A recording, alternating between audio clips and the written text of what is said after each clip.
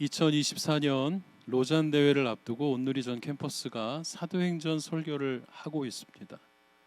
어제 토요일과 주일 한국에서는 이미 이 본문으로 설교가 진행이 됐고요. 지금 미국과 오세아니아 주에 있는 교회들은 현재 설교가 진행 중이거나 마쳤을 것 같습니다. 지난주에는 이재원 목사님의 설교를 저희가 들었는데요. 오늘부터는 담당 목사님들이 직접 설교하게 됩니다. 12절 말씀을 같이 먼저 한번 보겠습니다. 그들이 그 후 돌아왔다 할 때 그 후는 언제일까요? 예수님께서 제자들을 만나 너희는 약속한 성령을 기다려라 하고 보는 데서 올라와 가신 후입니다. 성경을 보면 예수님께서 올라가시지 않았습니다. 여러분. 예수님이 올라갔으면 이렇게 하셔야 됐겠죠. 근데 성경은 수동태를 씁니다.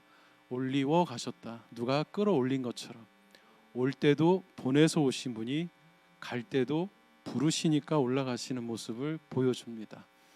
올 때도 순서가 없고 갈 때도 순서가 없습니다.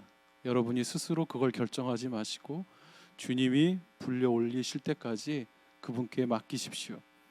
그 이후에 그분들은 올리브산에서 예루살렘으로 돌아왔는데 이 올리브산은 익숙한 개역 성경에는 감람산으로 표기가 되어 있어요. 올리브가 많았던 산이겠죠. 예수님께서 그 올리브산에서 기도하셨었죠. 그게 핏방울이 땀 구멍에서 나올 정도로 할 때 올리브 짜듯이 그렇게 기도하셨다고 많이들 생각합니다. 누가가 근데 오늘 독특한 이야기를 씁니다. 예루살렘에서 안식일에 걸어도 되는 거리만큼만 움직였다 이걸 씁니다. 여러분 누가는 이방인입니다. 본래 유대인이 아닙니다. 그러니 이런 규정과 상관없는 사람인데 누가의 직업은 또 의사예요. 그는 상당히 디테일합니다. 그러니 이방인 누가가 본 예수와 그의 제자들의 모습에는 뭐가 있었냐면 유대인의 관습을 지킨 예수님의 모습이 있었던 거예요. 그런데 예수님은 사실 이 관습을 깨뜨리러 오셨던 분이었단 말입니다. 하나님의 아들이고 메시아이고 능력 있으니까 막 하지 않으셨다는 거예요. 그런 거 다 필요 없어 하지 않으시고 오히려 깨뜨려야 할 그들만의 전통이었음에도 불구하고 이걸 지키는 모습을 누가가 기억하고 기록하는 거예요. 원래 안식일의 거리 규정은 성경에 없습니다. 유대인들이 하나님 열심히 섬기려고 그 열심이 과해서 쓸데없는 규정을 만들어 놓은 것들 중에 하나입니다. 지금도 이스라엘은 사밧데이라고 하는 토요일에 아무것도 안 하고 대신 이방인들에게 일을 부탁합니다. 선교사님들이 일부러 그 일을 도와줍니다. 그들의 습성을 알고 싶어서, 문화적인 특징을 더 배우고 싶어서. 안식일에 쓰는 펜, 안식일 아닌 날 쓰는 펜, 안식일에 타는 엘리베이터, 안식일이 아닌 날 타는 엘리베이터. 먹어도 되는 거, 먹으면 안 되는 거. 걸으면 되는 거리, 걸으면 안 되는 거리. 여러분 이런 게 성경에 없어요. 자기들이 만들어 놓고 하나님 나 잘하고 있죠라고 하는 건데 예수님이 오셔서 그걸 깨뜨리려고 부닥치셨습니다. 그런데 이 잘못된 관습, 즉 폐기되어야 할 것에 지나지 않는 것들을 예수님은 지키셨던 거예요. 그러나 지지하지는 않았습니다. 예수님의 마음은 마가복음 7장 9절입니다. 같이 한번 확인해 볼까요? 뭐라고 기록되어 있나요? 너희들이 만든 전통을 지킨다는 구실로 하나님의 말씀은 오히려 무시하고 있구나. 주객이 전도됐구나. 잘못됐구나. 마치 우리 아이 돌잔치에 손님들을 잔뜩 모셔왔는데 아이는 어디 있어요? 했더니 아이들은 어른들이 벗어놓은 옷 때문에 아기 침대에서 숨을 거두고 말았던 사건 같은 반대가 돼버린, 지금 무엇을 위해 이걸 하고 있는지 목적도 상실하고 의미도 잃어버린 예수님은 분명히 말씀하시기를 나는 너희들이 만든 전통을 지지하지 않는다. 그러나 나는 지키겠다 하셨던 분이었어요. 이것이 예수님의 정신이었고 이게 오늘 제자들의 모습에서 드러나고 있습니다. 저는 이걸 누가가 왜 기록했는지가 궁금했고 이런 결론에 이르렀습니다. 요거 다음에 이 사람들이 기도 모임을 갖거든요. 그 기도 모임이 이것 때문에 정당성을 확보하는 거예요. 마음대로 하지 않은 거예요. 예수님 부활 승천하신 걸 다 보고 야 이제는 상황 바뀌었어, 끝났어, 다 필요 없어, 이렇게 하지 않았다는 겁니다. 오히려 이들이 기도하는 게 유대인의 관습을 지키는 그들의 모습 때문에 힘을 얻게 됩니다. 마가의 다락방이라는 곳에 모였습니다. 많이들 들어보셨죠? 마가의 다락방, 마가의 다락방. 이 다락방은 피자헛에서 말하는 다락헛이 아닙니다.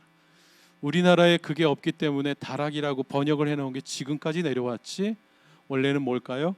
뱅퀘트 홀입니다. 150명 이상 들어갈 수 있는 넓은 결혼식 연회장 같은 곳. 마가가 누굴까요? 바로 마가복음의 저자 마가이자 바울과 바나바 듀오를 깨트리게 만들었던, 전도 여행 힘들어서 중간에 포기했던 바로 그 부잣집 아들 마가였어요. 이 마가의 다락방에 사람들이 모였는데 제가 순서를 좀 배치를 달리 해봤습니다.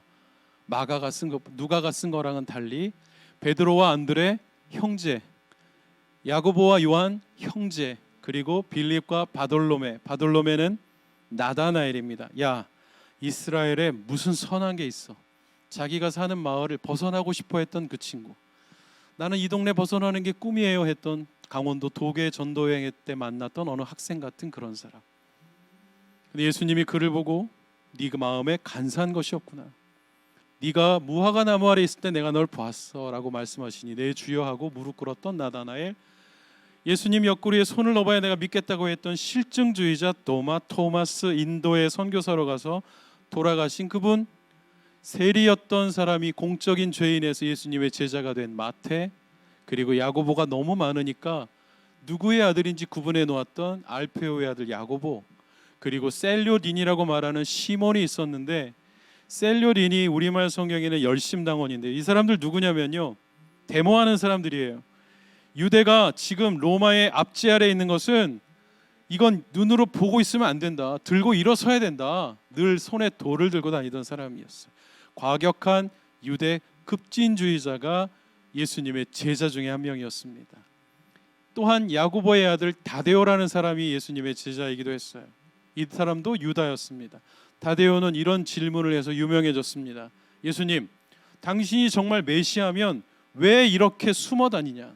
사람들 몰려오면 마을 떠나고, 사람들이 뭐 하자 그러면 우리가 다른 데로 가자. 도대체 당신이 정말 메시아가 맞으면 왜 떳떳이 드러내지 않냐고 예수님에게 그런 질문을 한 사람으로 유명한 자가 유다 다데오였습니다. 여기 야고보가 되게 많이 나오죠. 야고보의 스페니시 이름이 뭘까요? 산디아고, 샌디에고입니다. 영어로 제임스라고 하죠. 여기가 야고보의 도시. 이 사람들 외에 또 누가 모였습니까? 14절에 파격적인 내용이 기록되어 있습니다. 여자들, 여러분 우리는 그냥 읽어요. 성경 통독하느라. 그런데 이 시대에 이 편지를 받아든 사람들은 충격을 받는 거예요. 여자들이 이 모임에? 왜요? 그 당시 여자는 이렇게 한 번만 표현할게요. 우리 여성분들, 개와 일반이라 사람 취급을 받지 못하던 시대였습니다. 오병이어의 기적을 총 몇 명이 먹었을까요? 5,000명? 땡. 남자만 셌기 때문이죠. 적어도 부부와 아이 한 명만 데리고 왔어도 몇 명이 되나요? 15,000명이 먹은 기적이 오병이어의 기적입니다. 왜요? 남성 중심의 시대, 여자는 사람으로 취급하지 않았던 시대. 그래서 성경에는 여인들의 이야기가 등장하는 게 파격 그 자체입니다. 에스더의 이야기, 드보라의 이야기, 있을 수 없는 일들을 써놓은 겁니다. 그리고 메시아를 여인이 낳았다? 말도 안 되는 이야기. 하늘에서 떨어져도 되는데 굳이 그런 방법을, 사람으로 취급받지 않는 어느 한 존재의 자궁 안에서 10개월을 있다가 나오신다고? 못 믿을 만한 이야기. 그러니 감추어진 사람들에게는 감추어지고 분명히 믿게 되는 사람들에게는 믿게 되는 신비가 여인들의 이야기를 통해서 등장하고 있죠. 게다가 여기에 예수님의 어머니와 가족들이 있었대요. 며칠 전에 우리 마가복음 공부했었죠. 예수님의 가족들이 예수님이 가르치고 있는 집에 가서 뭐라고 했습니까? 직접 만나지도 않고 저 사람 좀 밖으로 나오라고 하라고, 아 우리 형인데 미쳤다고 이야기했던 사람들이 이 예수의 동생들이었어요. 그게 야고보서의 저자 야고보가 바로 그 사람입니다. 예수님을 잡아서 꼼짝달싹 못하게 단단히 묶으려고 한다 하는 동사가 쓰여진 단어의 마음을 가지고 왔던 사람들이 예수의 동생들이었어요.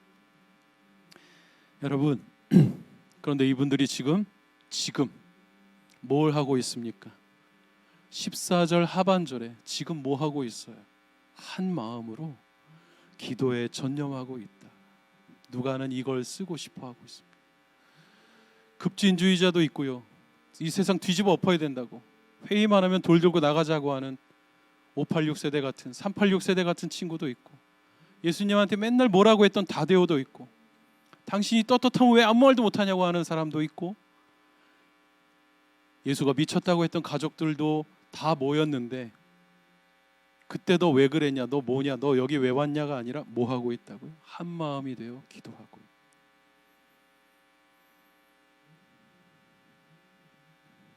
이 말씀은 예수님의 말씀이 이루어진 것인데요, 예수님께서 마태복음 21장에 이런 말씀을 하셨어요. 내 집은 기도하는 집이 될 거야.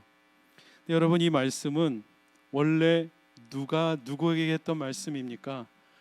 하나님께서 다윗에게 성전을 허락하지 않으시고 솔로몬이 성전 낙성식을 하게 됐습니다.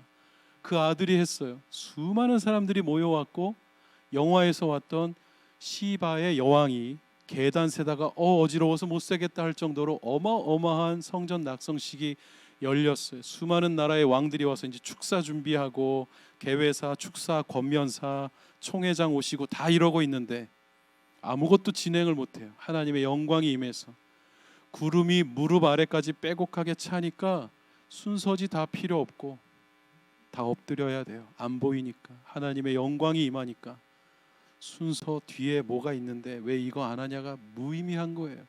다 엎드리게 되었어요, 왕부터. 그때 하나님이 하신 말씀, 내 집은 만민이 기도하는 집이 될 거다. 지난 주중에 안산 M센터 노교성 목사님이 설교했을 때 우리가 들었던 그 내용 같은, 누구나 와서 기도할 수 있는 집이 될 거다. 베트남, 필리핀, 몽골, 파키스탄, 아프가니스탄, 키르기스탄, 그 수많은 나라의 사람들이 와서 모스크가 아닌 교회에서 기도하는 곳이 될 것이다. 근데 교회는 그것 때문에 열려 있어야 된다 말씀하셨던 바로 그 음성을 누가 들은 거예요? 아들 예수님이 하나님 보좌 우편에 있다가 솔로몬 성전 낙성식 때 하나님이 하시는 말씀을 아들 예수님이 직접 들었고, 그걸 기억하고 계시다가 여기 오셔서 내 집은 기도하는 집이 될 거야. 그게 지금 이루어지고 있습니다. 몇 명이 모였나요? 120명쯤 모여서 기도하고 있었어요. 딱 우리 교회 사이즈죠. 그때 베드로가 일어나서 최근의 상황에 대해서 정리를 하기 시작합니다. 16절에 우리 형제 중에 한 명이었던, 우리 제자 중에 한 명이었던, 가장 신뢰를 받아 재정을 담당했던 돈꽤 맡은 자 유다가, 그리옷 사람 유다가 예수님을 체포한 사람들의 우두머리가 되어 있었지 않았느냐? 배신자가 되어 있지 않았었느냐? 그런데 내가 이걸 돌이켜보니 이거 성경이 이루어진 거다. 혼란스러웠던 120명의 제자들과 여인들과 가족들, 형을 잃은 동생들, 아들을 잃은 어머니, 충격과 혼란에 빠져있던 이 예수 공동체가 지금 말씀으로 이 상황을 다시 회복하고 있는 중이에요. 베드로가 인용한 게 시편 두 구절이었습니다. 시편 69편 25절, 20절을 한번 보여주세요. 시편 69편 25절과 시편 109편 8절을 인용했어요. 거기 이렇게 써 있습니다. 시편 69편 25절에 선생님 그 밑에 구절에 20절 한번 보여주시면 감사하겠습니다. 제가 여러분께 읽어드릴게요. 그의 거처를 폐허가 되게 하시고 아무도 살지 못하게 하십시오. 또 이런 말이 기록되어 있어요. 다른 사람이 그의 직무를 차지하게 해달라. 그런데 실제로는 뭐라고 써 있냐면 그가 사는 날이 얼마 안 되게 하시고 요절하게 해달라고 기도한 거예요. 다른 사람이 그 자리를 대신 차지하게 해달라고. 와, 이런 기도를 해도 되나? 성경은 우리에게 딴 사람한테 하지 말고 하나님께 하라고 시편을, 기도문을 주셨습니다. 그들이 있는 곳이 황폐하게 되고 그의 장막에 아무도 살지 못하게 해달라. 많은 사람들은 지금 베드로가 시편을 인용하는 것을 생각하지 못합니다. 여러분, 베드로가 지금까지 우리에게 어떤 이미지의 분이셨나요? 좌충우돌하는 사람, 행동파, 성격도 아마 O형일 거야. 생각 안 하고 막 움직이는 사람, 제가 O형입니다. 그럴 거야. 이렇게 취급받았는데 여러분, 베드로 무시하면 안 됩니다. 베드로 시편 강의할 수 있는 분이셨어요. 그분은 우리가 천국 가면 어쩌면 베드로가 시편 강의하고 계실지 몰라요. 뱃사람이라고 무시하면 안 됩니다. 언제 공부했지? 시편을 통째로 외우시는 분이었어요. 전자성경도 없는데 그분이 시편으로 이 상황을 묵상하고 해석하고 해결해 나가고 있는 중이에요. 그런데 유다가 스승을 배신한 건 맞지만 그렇다고 해서 이렇게 말씀으로 저주받을 이유가 있나? 너무하는 거 아닌가? 아니요. 여러분, 스승을 배신한 게 그 당시에도 엄청난 일인 건 맞습니다. 그러나 스승 배신할 수 있잖아요. 스승이 내가 믿지 못하는 사람인 것 같고 스승이 내가 알던 것과 다르면 갈아탈 수 있잖아요. 충분히 그럴 수 있잖아요. 그건 죄가 되지 않아요. 그런데 오늘 분명히 베드로는 유다의 죄악을 이걸로 이야기합니다. 18절 말씀 한번 보시겠습니까? 18절 말씀. 유다는 자기 불의의 대가로 밭을 샀다. 그가 밭을 산 돈이 어디서 나왔어요? 예수님을 판 대가로 은 30냥을 받았습니다. 근데 그 은 30냥 때문에 유다는 자살을 하게 됐고 창자가 터져 나오는, 와, 이런 걸 성경에 왜 쓰지? 누가는 디테일한 사람, 의사였어요. 다른 사람은 보지 못하는 걸 잘 기술합니다. 근데 중요한 것은 유다가 무슨 잘못을 저질렀는가? 스승을 배신한 게 잘못이라고 말하지 않습니다. 유다의 잘못은 불의를 저지른 것이에요. 유다가 잘못한 것은 불의 때문입니다. 성도 여러분, 성경은 불법과 불의, 의롭지 못한 것에 대해 단호합니다. 성경과 성경 하나님 나라는 불법에 대해 양보가 없습니다. 타협도 없습니다. 적당한 게 없습니다. 대충도 없습니다. 목사여도 상관없고 모태신앙도 상관없고요. 장로, 권사, 선교사 다 상관없습니다. 불의를 저지른 자들은 떠나가야 됩니다. 하나님 나라에 들어가지 못합니다. 하나님은 우리의 공과 사를 보지 않으십니다. 네가 헌금을 얼마나 했느냐, 네가 얼마나 사역을 많이 했느냐, 이걸로 천국 가지 않아요. 네가 성경을 통독했느냐, 이걸로 성경 가지 않아요. 창피하긴 하겠지만 그것 때문에 떨어지진 않는다고요. 주님이 보시는 거 오직 하나, 네가 불의를 떠났느냐, 네가 의롭게 생각하고 의롭게 행동하고 의롭게 행했느냐. 그런데 성경은 말하기를 의인은 한 명도 없다고 하시니 누가 그 기준을 충족시켜요? 누가 그 신의 기준을 맞출 수가 있어요? 못 맞추니까 하나님의 아들, 의로우신 공의 그 자체이신 예수님이 오셔서 나에게 짐을 맡겨라. 수고하고 무거운 그 의의 짐을 내게 맡기고 너는 나의 멍에만 같이 매자. 내가 이끌어 가겠다. 그래서 주님은 우리에게 네가 뭘 잘했는지, 네가 뭘 실수했는지 이걸 따지지 않으시고 네가 의롭는가 그렇지 않은가를 보는데, 우리 안에 십자가가 있는지, 우리의 머리에서 예수 아들의 머리에 꼭 깊숙이 박혀 피를 흘리게 했던 그 면류관이 있는지, 손바둑에 난 그 자국이 있는지를 보시는 거예요. 우리가 필리핀 사람들처럼 카톨릭 사람들처럼 고난주간에 그런 코스프레하고 그런 짓을 안 해도 되는 거예요. 그거 예수님 마음 따라간다고 손에다 못 박는 짓 같은 거 하지 말라고 하시는 거예요. 너의 몸을 잘 관리하라고 하셨죠. 잘 먹고 잘 자라고 하셨죠. 오히려 그러나 너의 삶에 예수가 그토록 고생하고 수고한 그분의 의로우신 삶의 양식이 너에게 있느냐? 네가 거짓을 멀리했느냐? 거짓에 동참하지 않았느냐? 불의를 보고 기뻐하지 아니하였느냐? 고린도전서 13장에 사랑은 불의를 보고 기뻐하지 않는 것이라고 얘기했어요. 여러분, 오래 참는 것까지만 외우시고 왜 안 참냐고 서로 뭐라고 하시는데, 사랑의 정의는 거기까지 가야 됩니다. 베드로는 이걸 분명히 말한 거예요. 유다는 의로운 자가 될 수 있었다. 누구보다 더 주님 바로 곁에서 그걸 배울 수 있었고 그걸 받을 수 있었던 사람이었다. 그런데 그는 예수님이 성찬잔을 내밀 때 마귀에게 자기의 생각을 열어주었고 마귀는 유다에게 예수를 팔 생각을 그 순간에 집어넣으니 어떻게 사람이 성찬을 하면서 스승을 배신할 생각을 할 수 있겠는가? 베드로는 이 기도를 하면서 이제 새로운 삶으로 나아가도록 제자들을 독려하고 있는데, 성경이 불의에 대해서 얼마나 명확하고 단호하시냐면 디모데후서 2장 19절에 이런 말씀이 기록되어 있습니다. 같이 한번 읽어봅니다. 시작.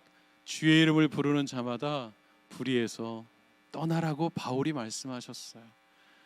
여러분, 이렇게 말씀하실 수밖에 없는 단호한 이유가 성경엔 곳곳에 넘쳐나기 때문이고, 안 그러면 저와 여러분이 죽습니다.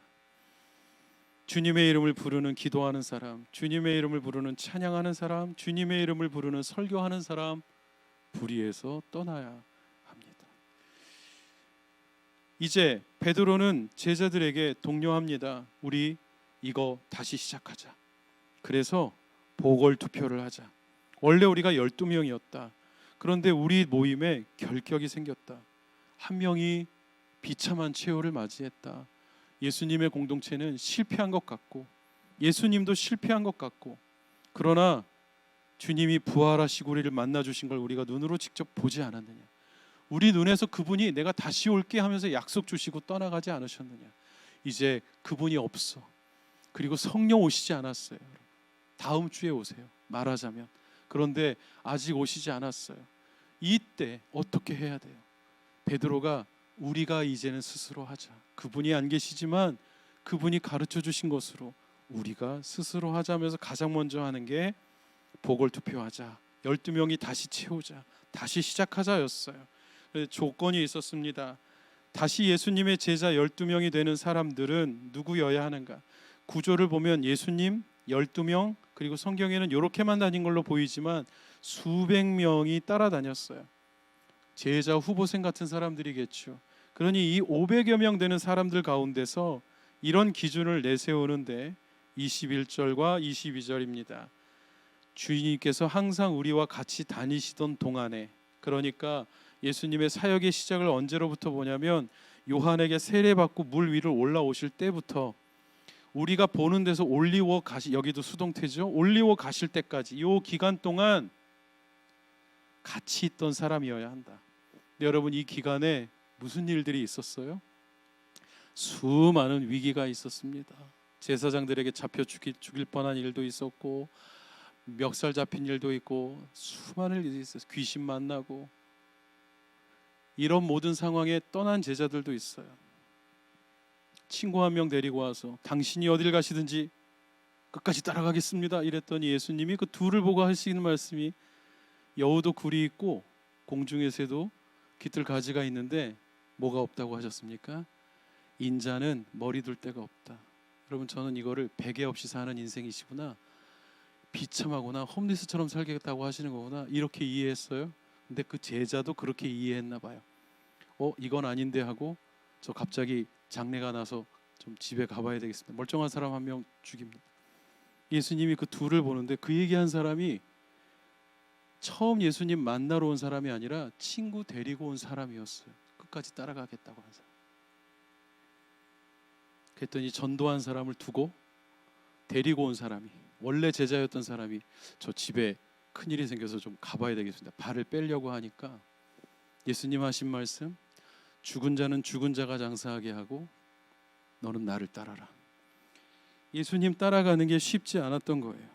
수많은 일들이 있었던 거예요. 흔들리는 거예요.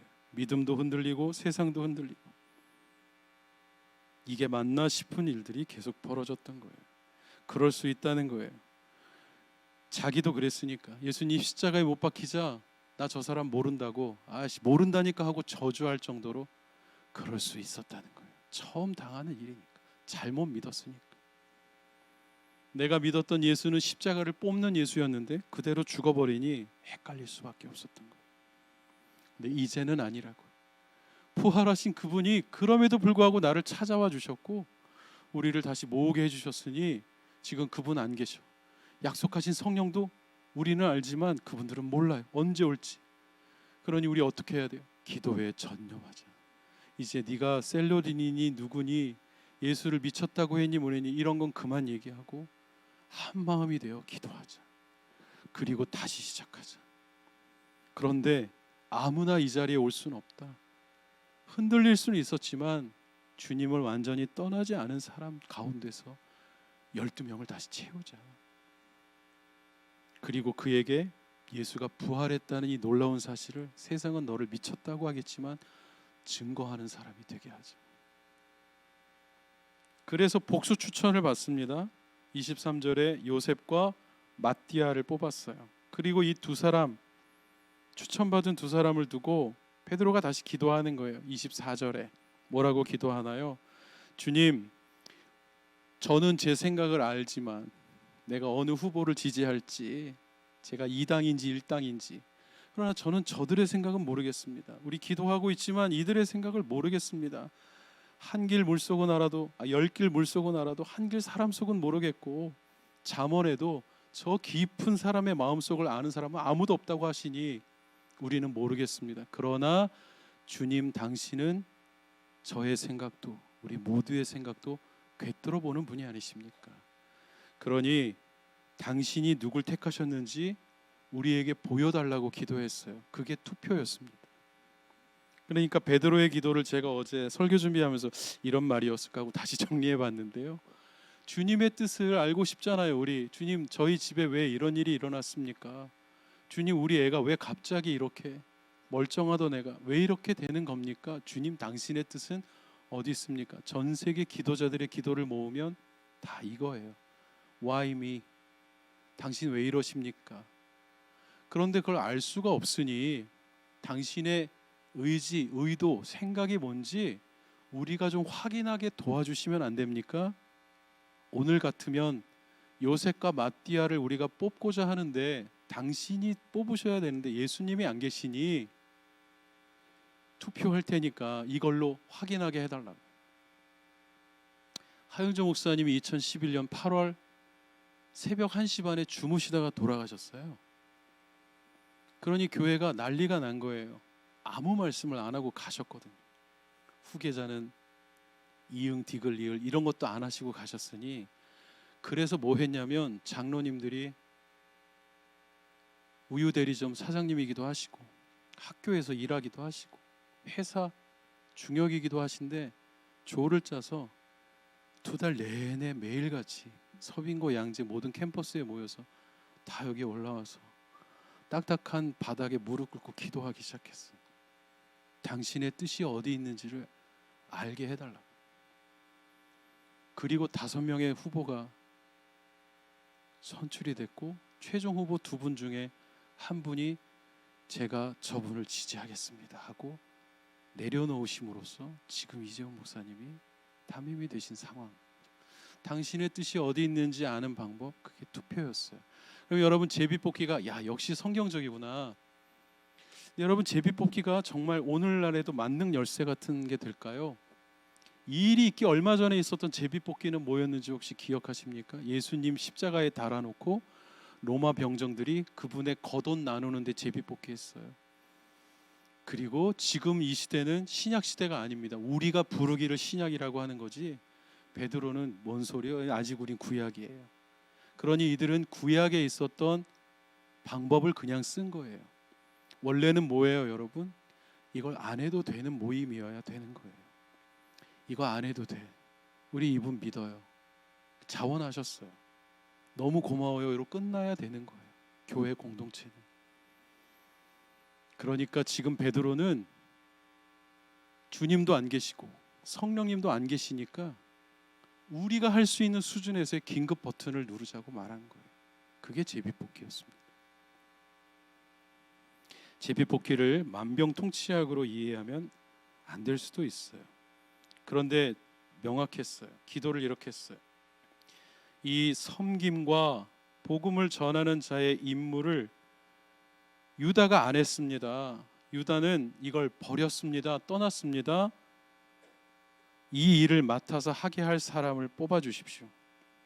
그리고 나서 마띠아가 뽑힙니다. 여러분, 오늘 저는 이 말씀을 이렇게 이해했어요. 사실 다음 주가 오순절 성령 강림 사건이에요. 교회를 오래 다니지 않은 분들도 한 번쯤은 들어봤대요. 오순절 성령, 오순절 성령. 펜타코스탈 들어봤대요. 거기 가면 방언해야 되는 거 아니야? 이렇게 알고 있어요. 근데 여러분, 정말 그게 더 중요하면 오늘 이런 이야기를 진부하게 왜 씁니까? 아무리 디테일한 설명의 강자라고 해도 지면이 아까운데, 요한이 말씀하시기를 성경에 기록되지 아니한 거 다 쓰면 지구상에 쌓아둘 데가 없다고 했는데, 이거 오늘 왜 쓴 거예요? 도대체 뭘 말하고 싶어 하는 거예요? 약속하신 성령이 오셔야 되잖아요. 오순절에 성령님 입장에서 이제 하나님이 아들 예수님의 요청을 지독한 요청을 받아들이셔서 성령님에게 예수 대신 모든 사람들의 마음속에 이제 거해 주십시오라고 내려오셔야 되는데, 급진주의자 셀로딘 시몬은 돌 던지고 있고, 예수님 어머니와 동생들은 나 저거 못 믿겠다고, 저거 시뮬레이션이라고, 제자들은 다시 만나서 너 도망갔었지 이러고 있었다면 오실 수 있었겠는가? 오실 수 있었겠는가? 약속한 날은 다가오는데 준비가 안 되어 있었다면 오실 수 있었겠는가? 그런데 그들이 한 마음으로 기도에 전념하는 것이 확인이 되니 성령님이 가도 되겠다.